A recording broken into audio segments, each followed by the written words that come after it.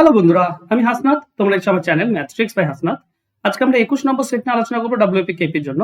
তবে তোমাদের সঙ্গে কিছু কথা রয়েছে, একটু মন দিয়ে শোনো।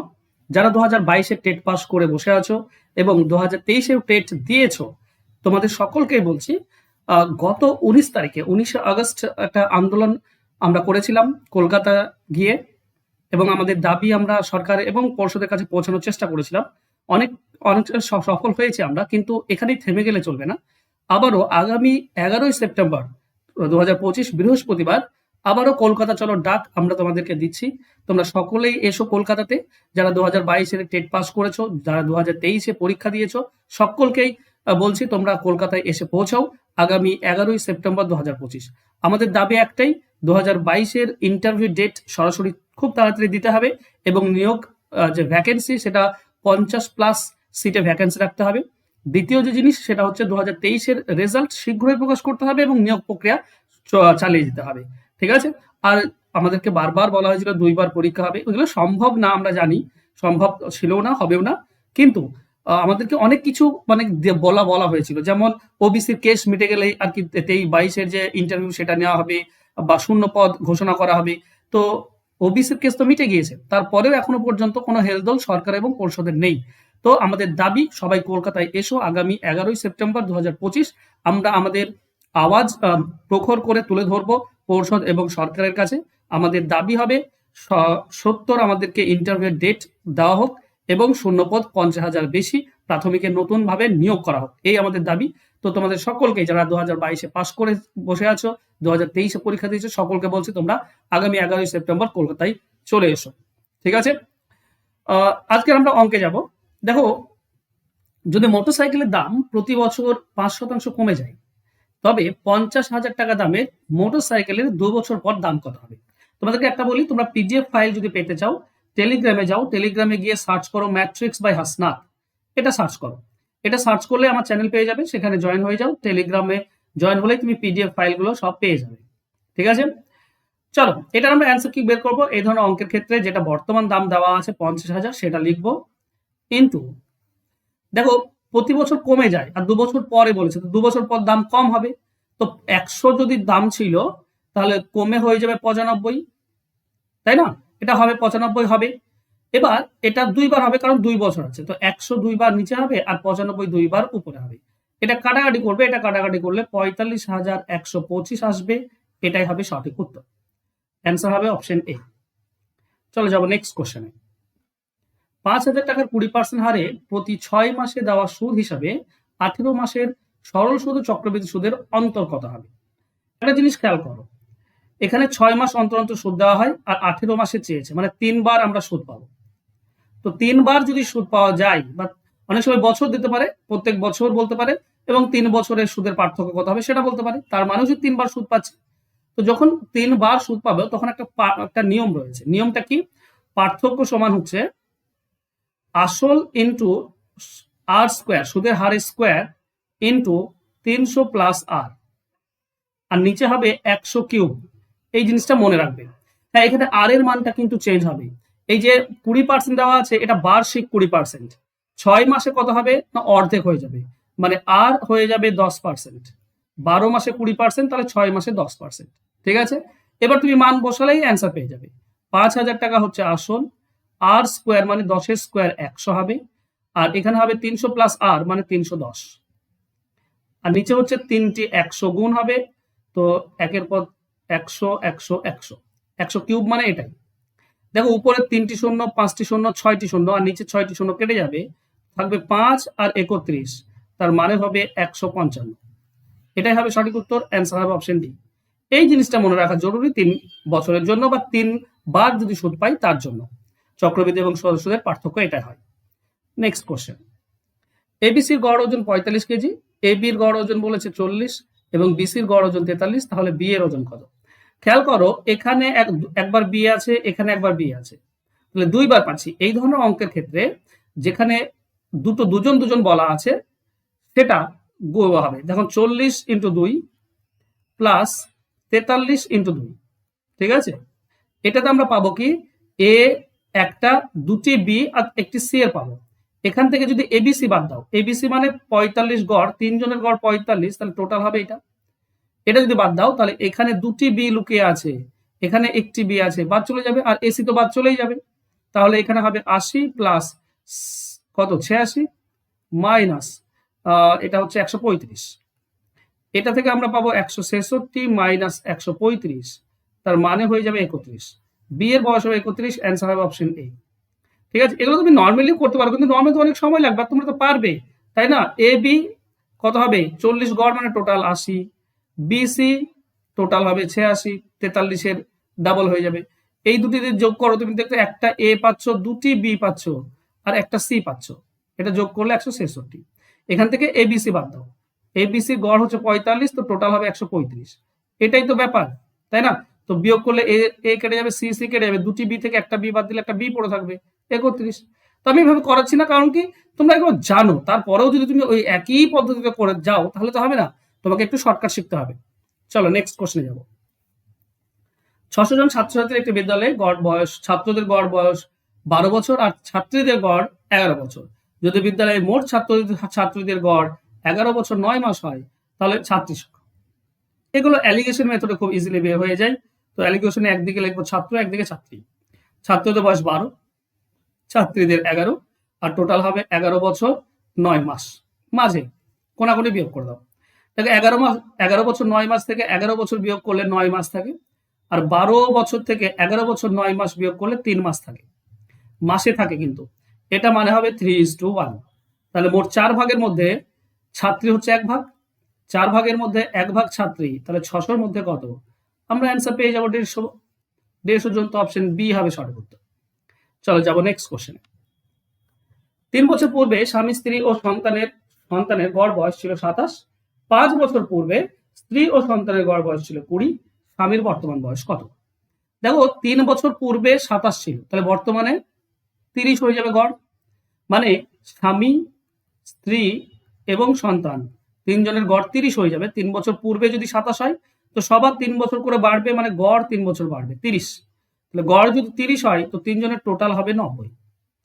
এবার স্ত্রী এবং সন্তানের 5 বছর পূর্বে ছিল 20, তাহলে বর্তমানে হয়ে যাবে 25। দুজনের 25 হলে টোটাল হয়ে যাবে 50। যদি তোমরা বিয়োগ করে দাও, তো স্ত্রী এবং সন্তান কেটে যাবে, শুধু হাজবেন্ড পড়ে থাকবে। হাজবেন্ড হবে 40 বছর, এটাই হবে অ্যান্সার।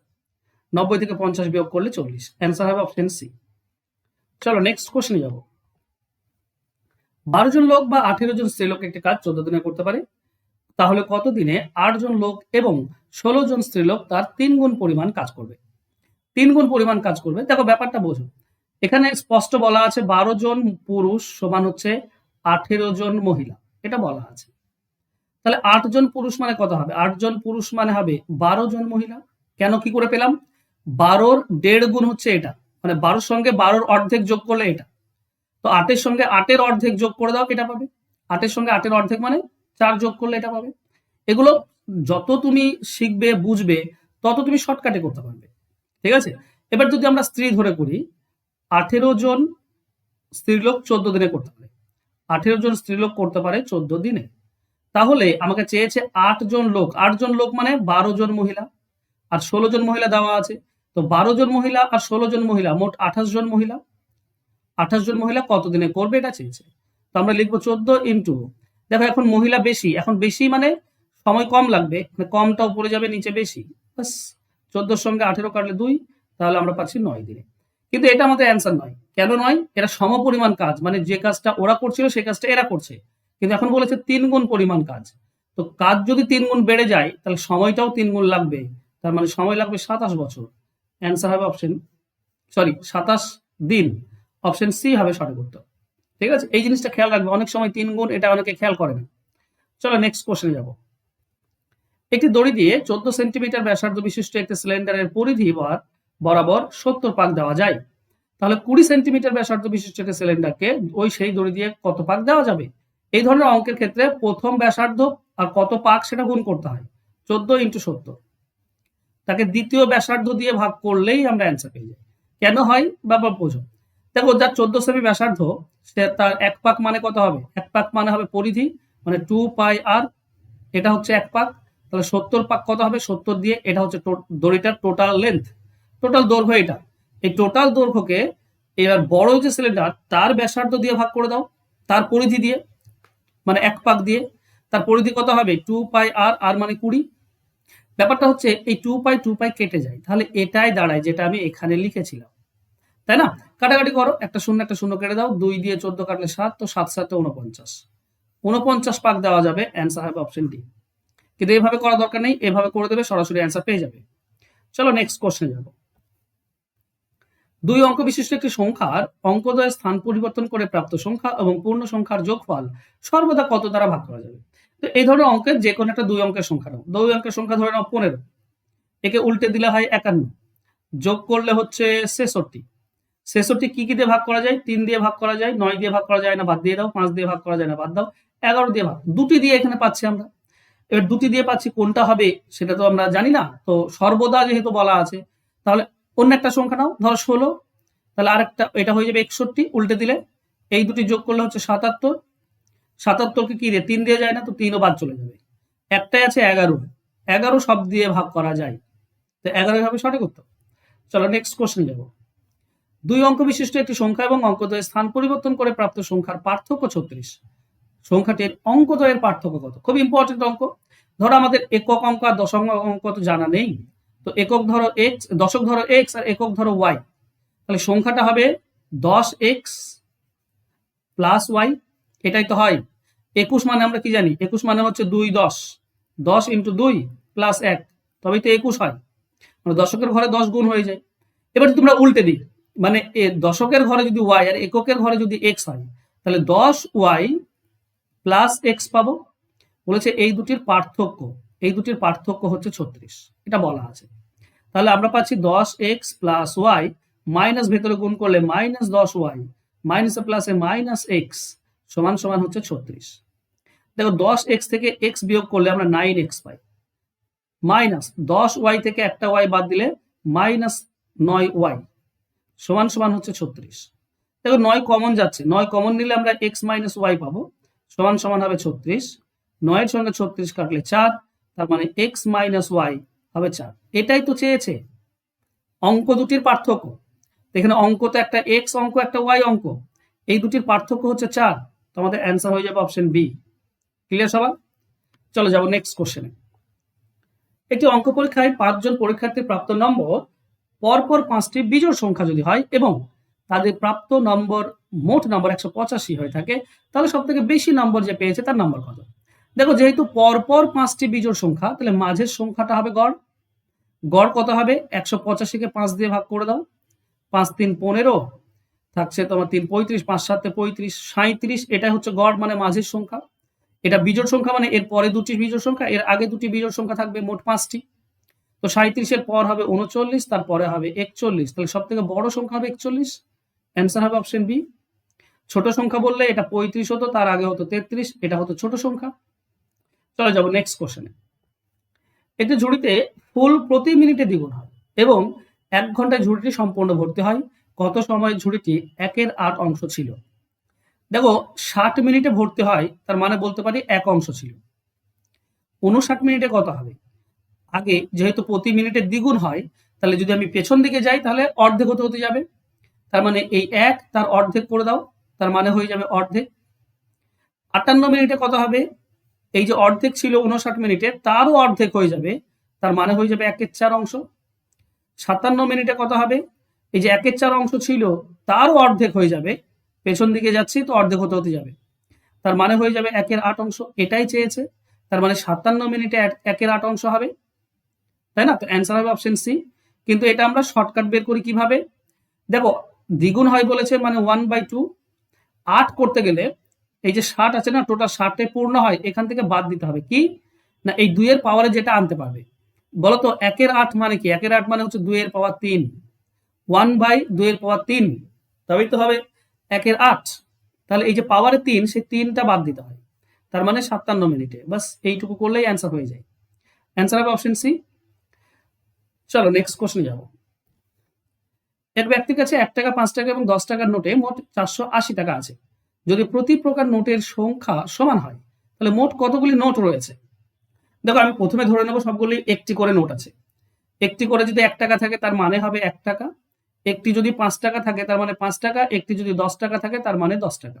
তাহলে মোট টাকা কত হলো? 16 টাকা। আর নোট কত আছে? এটাও একটি, এটাও একটি, এটাও একটি, মানে মোট 3টি নোট আছে 16 টাকাতে। 16 টাকা মানে 3টি নোট, তো 16 টাকা মানে 3টি, তাহলে 480 মানে কত?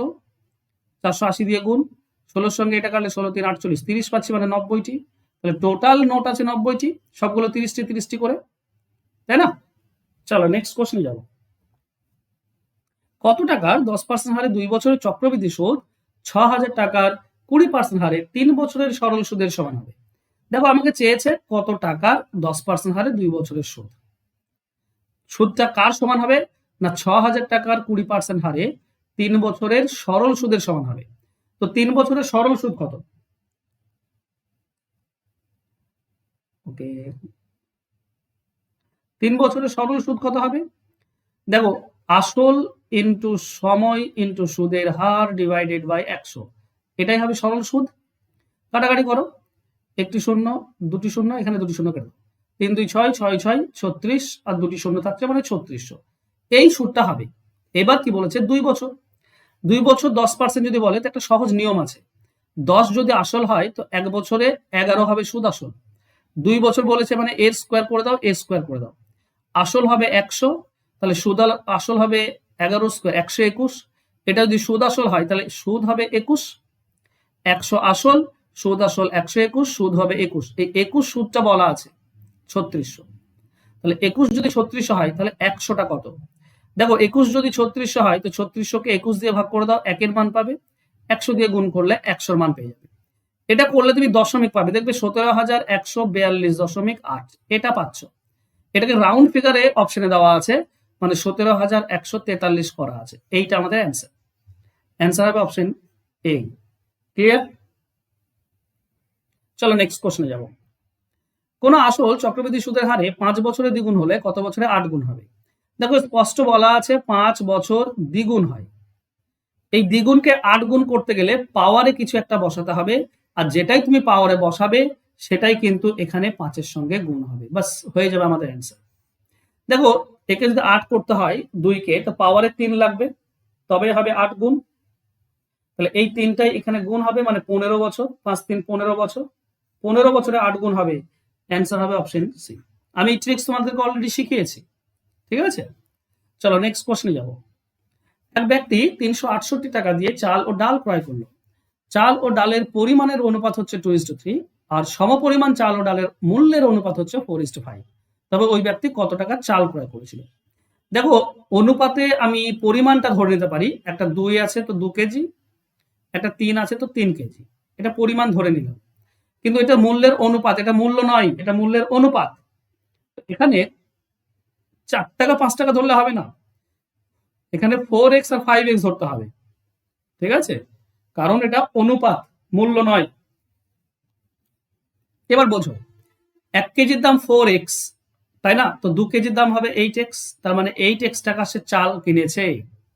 1 কেজির দাম 5x ডালের, তো 3 কেজির দাম হবে 15x টাকা, তার মানে 15x টাকার ডাল কিনেছে।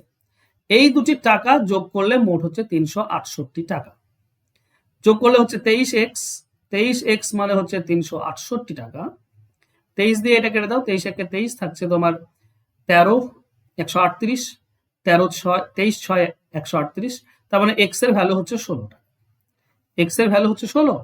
তাহলে আমরা 8x মানে চাল কিনেছে 8x এর, 1x এর দাম হচ্ছে তোমার 1 কেজির দাম 4x, তো 2 কেজির দাম হচ্ছে 8x, মানে চাল আমি 8x এর কিনেছি, তো 8 × 16 128, এটা হবে সঠিক উত্তর। 128 টাকার চাল কেনা হয়েছে। যদি আমরা 15x এর দাম বের করি তাহলে ডালের দাম পাবো, বাকিটা 15x ডালের দাম, ঠিক আছে? চলো নেক্সট। আচ্ছা এখানে শেষ। তোমরা যারা সাজেশন ব্যাচে এখনো ভর্তি হওনি তোমাদেরকে বারবার বলছি এই ব্যাচে ভর্তি হয়ে যাও, এখানে প্লাস 130 প্লাস স্টুডেন্ট অলরেডি ভর্তি হয়ে গিয়েছে, 100% কমন পাবে। কেন? কারণ এখানে যে প্রথম জিনিসটা হচ্ছে অল টাইপস তুমি পেয়ে যাবে চ্যাপ্টার ধরে ধরে, এখান থেকেই তুমি 18টি কমন পেয়ে যাবে, গ্যারান্টি দিচ্ছি 18টি কমন পেয়ে যাবে।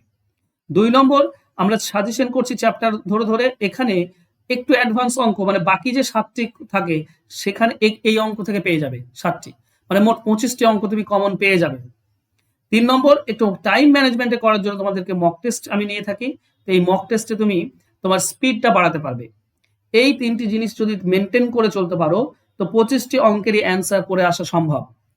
ঠিক আছে, তার জন্য বলছি এই তো ভর্তি হয়ে যাও। 299 টাকা একবার তোমাকে পেমেন্ট করতে হয়। এই হচ্ছে আমার ফোন নাম্বার, এই নাম্বারে যোগাযোগ করে ভর্তি হয়ে যাও। পরীক্ষা পর্যন্ত ক্লাস চলবে। তো তোমরা যারা প্রিপারেশন চালিয়ে যেতে চাইছো পরীক্ষা পর্যন্ত তারা ভর্তি হয়ে যাও তাড়াতাড়ি ফোন নাম্বারে যোগাযোগ করে। থ্যাংক ইউ সো মাচ বন্ধুরা আজকে আমার সঙ্গে জুড়ে থাকার জন্য। দেখা হবে নেক্সট ক্লাসে। ধন্যবাদ।